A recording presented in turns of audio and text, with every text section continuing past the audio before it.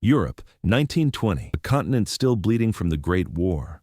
Streets filled with hungry children, veterans limping with empty eyes, mothers clutching bread lines that seem endless. In Germany, the defeat is not just military, it is spiritual. The Treaty of Versailles has humiliated a nation. Its people are desperate, searching for answers, searching for someone or something to blame. But across the Atlantic, in the booming city of Detroit, another story is unfolding. A man hailed as the genius of modern industry is about to write words that will echo through history. Words that will travel thousands of miles and land in the hands of a young radical named Adolf Hitler. His name? Henry Ford. His book? The International Jew, the World's Foremost Problem. Chapter 1. Henry Ford, the industrial messiah with a dark shadow. Henry Ford was more than an entrepreneur. He was a legend. The man who put the world on wheels, who gave ordinary people the freedom of the automobile.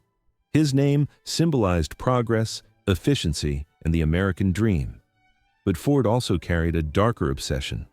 Behind the polished surface of industry and innovation, he believed in a conspiracy. A vast global plot engineered by Jews to control finance, media, and society itself. In the early 1920s, Ford's newspaper, the Dearborn Independent, began publishing weekly articles exposing what he claimed was the Jewish problem. Week after week, readers devoured these stories. Eventually, they were compiled into a 4-volume set, The International Jew. It was not just a book, it was propaganda dressed as truth, and it was about to cross the ocean. Chapter 2. A Book's Journey. Across the Atlantic, copies of The International Jew were shipped, translated, and circulated across Europe, in Britain, in France, but most importantly, in Germany. Germany was fertile soil for such a message. Hyperinflation turned salaries into worthless paper overnight. Veterans felt betrayed by their leaders. National pride was shattered. And into this chaos came Ford's book, like gasoline poured onto dry wood. The words struck a chord with those already looking for scapegoats. They painted a picture of a hidden enemy, pulling invisible strings. For some, it was terrifying. For others, it was convincing. And for one man in Munich, it was electrifying. That man was Adolf Hitler. Chapter 3. Hitler meets Henry Ford's ideas. Hitler was already consumed by hatred toward Jews, but Ford's book gave his rage structure, vocabulary, and, most importantly, validation. Here was Henry Ford, one of the richest men on earth, confirming what Hitler already believed. The Jews were the architects of Germany's misery.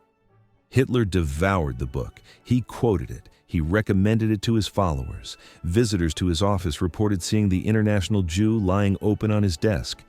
In Mein Kampf, Hitler even praised Ford by name, calling him the only great man standing up to Jewish power in America. For Hitler, Ford was not just an industrial hero, he was proof that anti-Semitism was not a fringe obsession. It was shared by the most powerful men in the modern world. Chapter 4. Atmosphere of Obsession. Imagine the scene. Hitler in a dim room, cigarette smoke curling to the ceiling, papers scattered across his desk. And there it is, Ford's book, heavy, authoritative, with the name of a global icon on its cover. Every page reinforced Hitler's paranoia. Every sentence gave him new ammunition. Ford's words told him, "You are right to hate, you are right to blame, you are right to fight." And slowly, line by line, Hitler's worldview hardened. It was no longer just his anger, it was part of something bigger, something international. This was not the anger of one man. It was a movement. Chapter 5. The Global Validation. For a rising politician like Hitler, validation was everything. His enemies called him a fanatic, a lunatic. But Ford's book silenced those doubts. Because if Henry Ford, the man who invented the assembly line, who paid workers unheard of wages, if he believed in a Jewish conspiracy, then Hitler could claim, "I am not alone. I am not crazy. I am right." This sense of legitimacy made Hitler more dangerous. His speeches grew sharper, his followers more loyal. and the myth of the international Jew, born in Detroit, became a cornerstone of Nazi propaganda. Chapter 6: Ford and Hitler. A mirror of admiration. The admiration was not one-sided. Hitler worshipped Ford, but the Nazis also idolized him. In 1938, the Third Reich awarded Henry Ford its highest honor for a foreigner, the Grand Cross of the German Eagle. In Hitler's office, a portrait of Henry Ford hung on the wall. To visitors, Hitler would point and say, "This is my inspiration." Pause and imagine that for a moment. In the center of Nazi Germany's power, above Hitler's desk, hung the face of an American businessman, not a general, not a philosopher, a car maker. But to Hitler, Ford was living proof that his hatred had global allies. Chapter 7: The impact on Nazi ideology. Ford's influence can be traced through Nazi ideology. The obsession with Jewish control of media, straight from Ford's pages, the claim that Jews corrupted art and culture.